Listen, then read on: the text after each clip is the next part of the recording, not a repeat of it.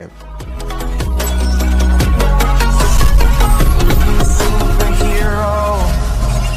Marvel cinematic universe एक ऐसा universe है जिसमें जितना ध्यान मेल सुपर हीरोज़ पर दिया जाता है ठीक उतना ही ध्यान यहाँ पर फीमेल सुपर हीरोज़ पर भी दिया जाता है। और अगर हम हाल ही के सिचुएशन की बात करें तो हाल ही की सिचुएशन में हमारे सामने दो फीमेल नाम सामने आते हैं और ये दो नाम है हेला और स्कारलेट विच।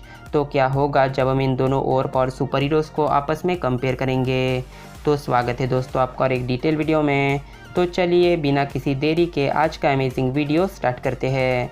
लेकिन सबसे पहले ओरिजिन। तो अगर बात करें स्कारलेट विच के ओरिजिन की तो स्कारलेट विच का असली नाम होता है वांडा मैक्सिमॉफ, जो अपने फैमिली के साथ सुकून से रहा करती थी।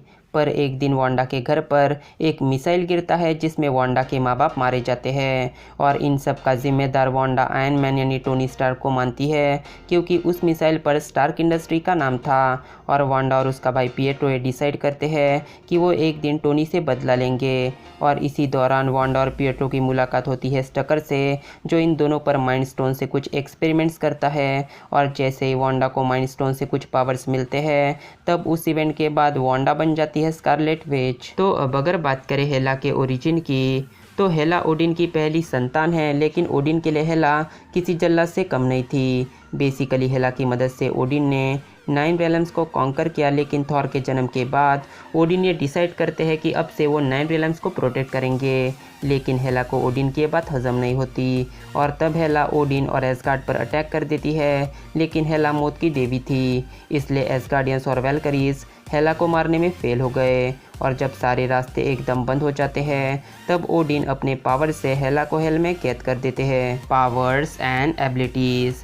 तो अगर बात करें हेला के पावर्स की तो हेला एक गॉडेस ऑफ डेथ है, इसलिए हेला के सभी पावर्स गॉड लाइक है, जैसे God like strength, God like durability, God like speed, super fast reflexes, healing power, death touch, super fast reflexes, weapon mastery, super human hearing और सुपर ह्यूमन स्टेमिना।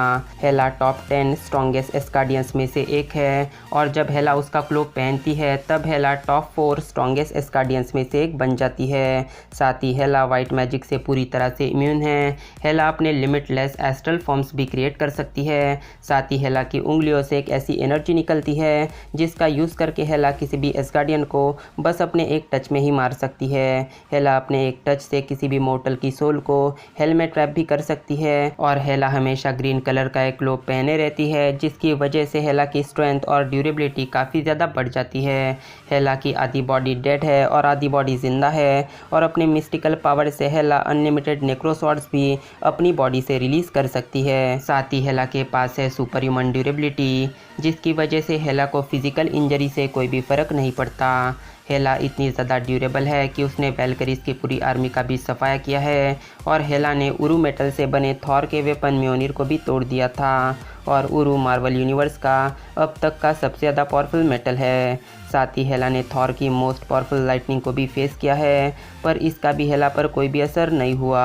हेला इतनी ज़्यादा powerful है कि उसने Odin vaults में रखे टेज़रेक्ट को भी नज़रअंदाज कर दिया था। और ये कहना गलत नहीं होगा कि हेला थॉर और लोकी से फिज़िकली बहुत ही ज़्यादा स्ट्रॉन्ग है। साथ ही हेला के सभी पावर्स एसगार्ड से है और इसलिए जब तक एसगार्ड रहेगा हेला के पावर्स बढ़ते ही रहेंगे। तो अब अगर बात करें स्कारलेट विच के पावर्स की तो स्कारलेट विच के पास है super human strength, super human durability, flight, telepathy, telekinesis, mind control powers, levitation, force field creation, energy manipulation और मैजिक कंट्रोल। तो अब अगर बात करें स्कारलेट विच के कॉमिक बुक पावर्स की तो कॉमिक्स में स्कारलेट विच के पास है time manipulation, element control, illusion creation, teleportation, chaos magic, dark force manipulation, duplication और रियलिटी मैनिपुलेशन। स्कारलेट विच को उसके सभी पावर्स मिले हैं माइंड स्टोन से, जिसकी मदद से स्कारलेट विच दूसरों के माइंड को कंट्रोल कर सकती है। जैसे अवेंजर्स एज ऑफ अल्ट्रॉन में स्कारलेट विच ने थॉर जैसे एक गॉड के माइंड को भी कंट्रोल कर लिया था। स्कारलेट विच लोगों की या फिर दूसरे सुपर हीरोज़ की बॉडी डेंसिटी को कंट्रोल कर सकती है, जैसा उसने सिविल वॉर मूवी में विजन के साथ किया था। साथ ही वांडा की ट्रू पावर हमें दिखी अवेंजर्स इन्फिनिटी वॉर और अवेंजर्स एंड गेम में, जहाँ इन्फिनिटी वॉर में वांडा ने माइंड स्टोन को भी डिस्ट्रॉय कर दिया था, वो भी बस अपने एक हाथ से। इसके अलावा अवेंजर्स एंड गेम में वांडा ने थैनोस की इन्फिनिटी स्वॉर्ड को भी तोड़ दिया था, और अगर बैटलफील्ड में थैनोस की आर्मी ना होती तो थैनोस भी बच नहीं पाता। तो अब सवाल ये आता है कि इन दोनों में कौन है सबसे ज़्यादा पावरफुल। तो वांडा और हेला ये दोनों MCU के ऐसे दो कैरेक्टर्स हैं जो हमें जितनी बार भी स्क्रीन पर दिखते हैं उतनी बार इनके कुछ नए पावर्स हमारे सामने आते हैं। तो अब हम इस बैटल को दो सिचुएशंस में डिवाइड करने वाले हैं। तो अगर पहली सिचुएशन में अगर वांडा और हेला का आमना सामना अगर एस्गार्ड पर होता है तो इस सिचुएशन की विनर होगी हेला, क्योंकि हेला के सभी पावर्स एस्गार्ड से है और रेगुलरली बढ़ते ही रहते हैं। तो अब अगर बात करें दूसरे सिचुएशन की जिसमें इन दोनों का आमना सामना अर्थ पर हो रहा है, तो इस सिचुएशन में स्कारलेट विच यानी वांडा के जीतने के चांसेस ज़्यादा है, क्योंकि हमें ये नहीं भूलना चाहिए कि जिस वांडा ने थैनोस को ही मुश्किल में डाल दिया था वो हेला को भी इतनी आसानी से जीतने नहीं देगी।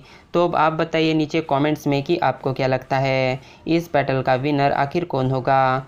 तो मैं मिलता हूँ आपसे मेरे अगले वीडियो में एक नए टॉपिक के साथ। Till then bye and be safe.